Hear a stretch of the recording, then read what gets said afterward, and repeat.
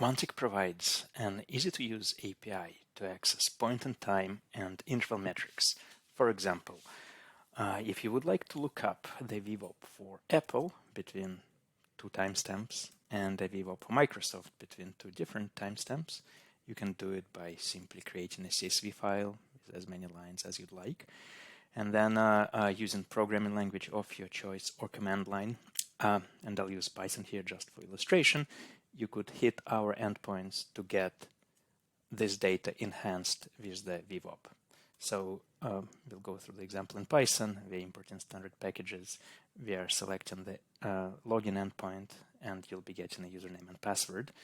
Then you're loading the CSV file that we just looked at, and we are hitting the endpoint called VWAP, and we're passing it the file. And what we get back, actually, let's run this code. It ran immediately. What we get back is the VWAP for each of the lines that we provided.